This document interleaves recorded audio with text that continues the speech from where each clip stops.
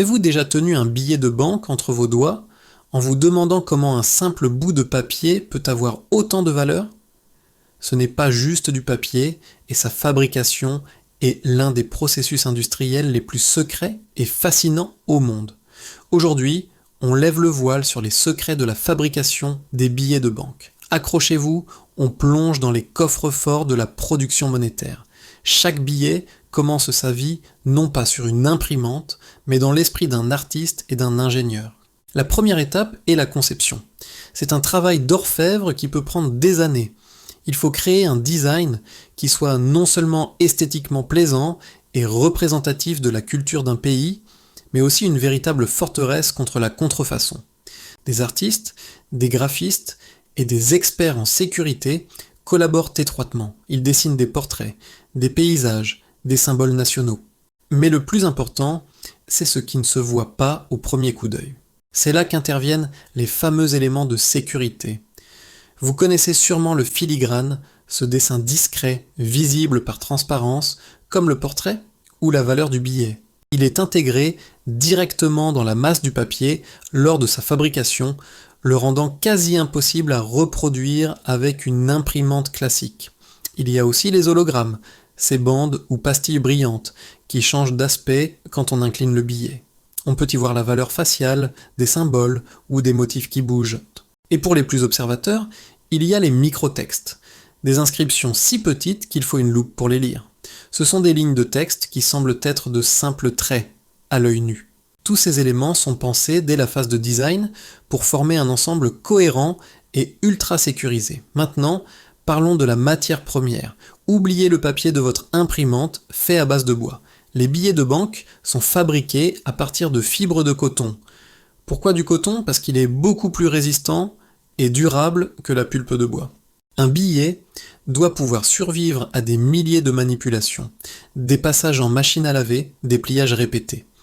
Le papier fiduciaire, c'est son nom officiel, est donc un textile. Les fibres de coton courtes, appelées linter, sont transformées en une pâte spéciale. C'est durant la fabrication de cette feuille de papier unique qu'on incorpore d'autres éléments de sécurité. Le fil de sécurité, cette bande souvent métallique qui traverse le billet, est tissé directement à l'intérieur du papier. Parfois, il apparaît en fenêtre à la surface, créant un effet décousu. On ajoute aussi à la pâte des fibres colorées ou fluorescentes. Elles sont invisibles à la lumière du jour, mais se révèlent sous une lampe à ultraviolet. C'est un test rapide et efficace pour vérifier l'authenticité d'un billet dans un commerce. Une fois ce papier spécial créé, il est pressé, séché et enroulé en d'immenses bobines, prêt pour l'étape suivante, l'impression. L'impression est un processus complexe qui combine plusieurs techniques sur une même feuille.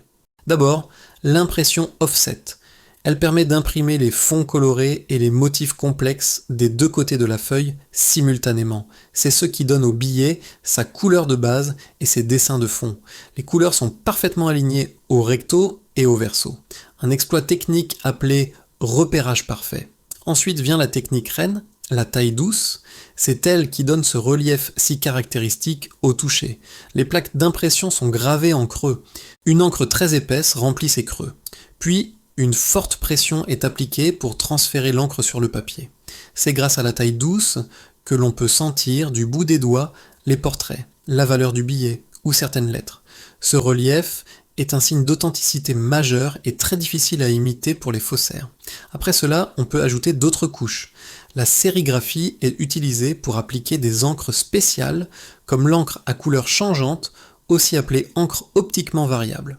C'est cette encre qui fait que le chiffre de la valeur, par exemple, passe du vert au bleu quand on incline le billet. Il y a aussi le transfert à chaud pour appliquer les bandes holographiques. Enfin, chaque billet reçoit un numéro de série unique. Cette numérotation est cruciale pour la traçabilité et le contrôle. Les machines modernes impriment ces numéros avec une précision absolue, parfois même avec des chiffres de taille croissante. Une fois toutes ces couches d'encre et de sécurité appliquées, beaucoup de billets reçoivent une fine couche de vernis. Ce traitement protège le billet de la saleté et de l'humidité, prolongeant ainsi sa durée de vie en circulation. Vous imaginez bien qu'avec un processus aussi complexe, le contrôle qualité est omniprésent et impitoyable.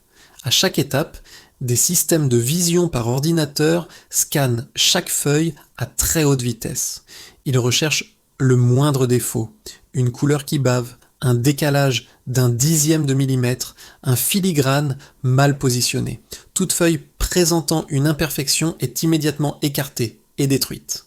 En plus de ces contrôles automatisés, des experts humains effectuent des vérifications aléatoires pour s'assurer que tout est parfait. La tolérance pour l'erreur est de 0. Chaque billet qui sort de l'imprimerie doit être absolument identique à son modèle. Et la sécurité des lieux? Les imprimeries fiduciaires sont de véritables forteresses. Elles sont parmi les endroits les mieux gardés au monde, avec des niveaux de sécurité comparables à ceux des installations militaires. Accès biométrique, gardes armés, surveillance vidéo 24 heures sur 24, zone à accès restreint, tout est fait pour empêcher le vol de papier, d'encre ou d'informations. Les employés sont soumis à des contrôles de sécurité drastiques. Une fois imprimés et contrôlés, les billets sont prêts à être conditionnés.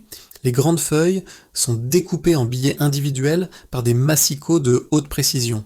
Ensuite, des machines les comptent et les empilent automatiquement en liasses, généralement de 100 billets, puis en paquets et en briques. Ces paquets sont emballés sous film plastique scellé, puis placés dans des conteneurs sécurisés. La dernière étape avant que vous puissiez les utiliser est la distribution. Les billets neufs sont transportés depuis l'imprimerie vers les coffres des banques centrales nationales. Ce transport se fait dans des convois blindés, sous haute escorte. Une fois à la banque centrale, ils sont stockés avant d'être distribués aux banques commerciales, qui à leur tour alimentent les distributeurs automatiques et leurs guichets. Voilà, le billet est enfin en circulation, mais sa vie ne fait que commencer. Un billet de petite valeur, comme 5 ou 10 euros, circule énormément et a une durée de vie assez courte, environ 1 à 2 ans.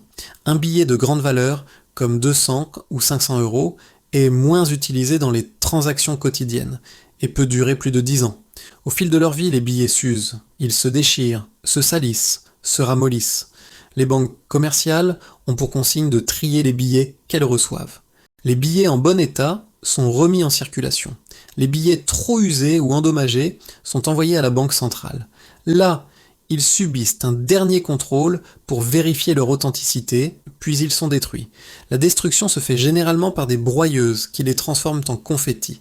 Ces confettis sont ensuite compactés en briques et souvent recyclés pour produire de l'énergie ou des matériaux composites. La boucle est bouclée. De la fibre de coton à la destruction, le parcours d'un billet de banque est une véritable épopée technologique et sécuritaire. C'est un objet du quotidien qui incarne la confiance, la technologie et l'art. Alors, la prochaine fois que vous aurez un billet en main, prenez une seconde pour l'observer. Vous y verrez bien plus qu'un simple moyen de paiement, mais le fruit d'un savoir-faire exceptionnel. Merci d'avoir regardé cette vidéo jusqu'au bout. Si vous avez appris quelque chose, n'hésitez pas à laisser un pouce bleu et à partager la vidéo. Dites-moi en commentaire quel sujet vous aimeriez que j'aborde la prochaine fois. Et surtout, abonnez-vous pour ne rien manquer de nos prochaines explorations. À très bientôt.